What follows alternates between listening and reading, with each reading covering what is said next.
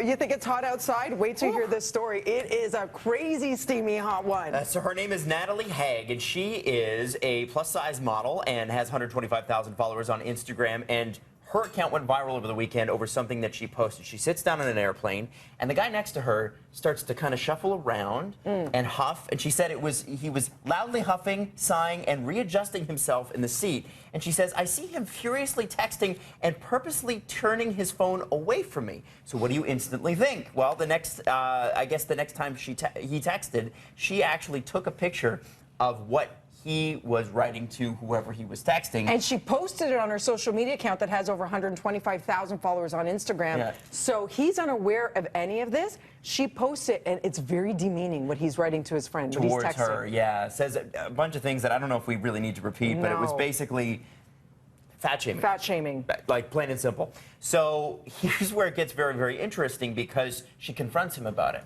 And instantly, he apologizes. Not only does she confront him, she films the confrontation. Right. But unbeknownst to him, here's what she captures, just a little bit of it.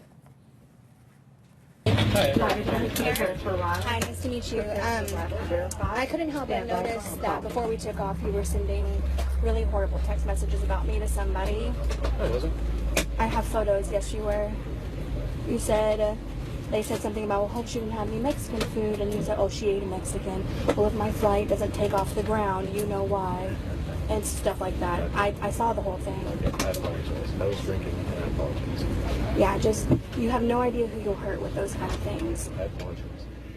So there you hear him say, I apologize, but if you watch the whole 4 minutes that goes on, he then backtracks and says, listen, you know, this is an emergency exit. You're going to help me? How are you going to move? And he continues with the fat shaming. So if you continue watching the video, you see that he actually goes back to his original thinking, because he's now feeling attacked. So a lot of people are saying, good for her. This is that moment. Hurrah. She gets to share it on social media.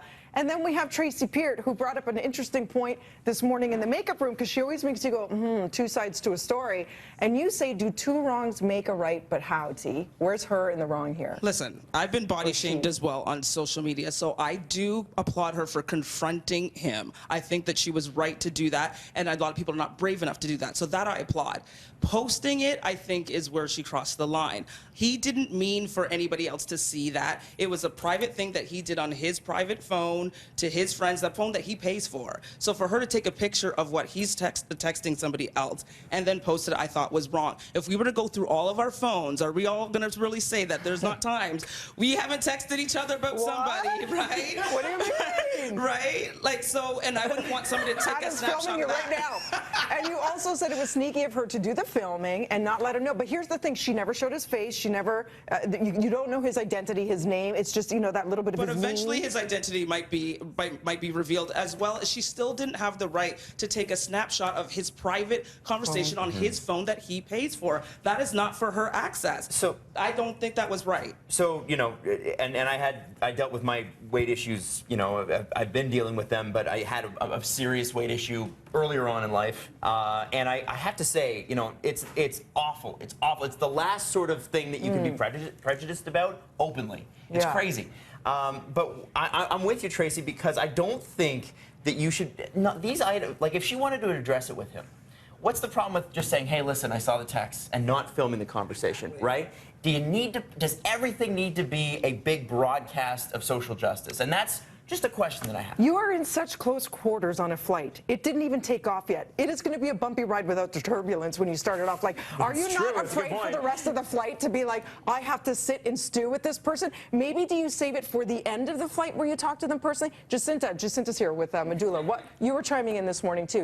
Are you torn, or are you feeling she's in the right or he's in the wrong? What? I think the line is recording the video and then posting it. I can understand even posting just like a text rant, being like, I noticed this guy, but again, taking a picture of his phone, like Tracy was saying, and then posting this video without his knowledge is like the gray area of like, I understand her upset and definitely like no to fat shaming, but also privacy and personal space. Right. So it's like a weird catch-22, I think. Versus if someone attacks you on social media, they're choosing to do something on a public forum where you can now expose the trolls, as we say, and then you feed them, as they say, to the lions, because everyone then defends you, which we've all done. You've defended me many times on the show, and I'm so grateful. Vice versa. But it's because people are writing you in a public forum, so they're sort of asking for that back. But that is not a public forum. And that's, so I mean, I understand what she's doing, and I think there's a lot of people out there that can relate. I think there's a lot of people out there that are going to feel validated and not validated or vindicated, but I guess feel a little bit better.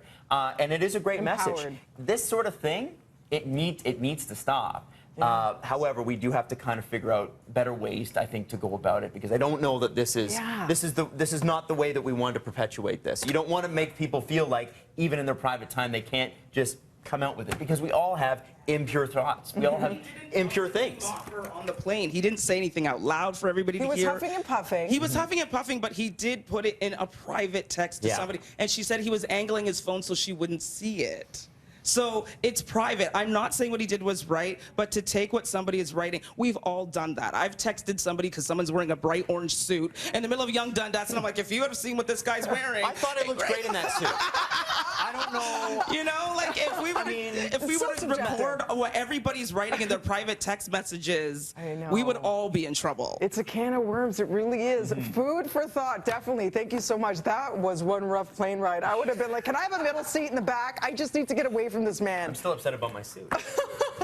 Guys, chime in at BT Toronto. This is going to be great for the trending board to see what you guys think. Yeah, We're let us really know. interested. And we'll be back with more BT right after this. I like orange. I think it's a good suit. You had a good story. It's a good suit. It was bright. It was burnt.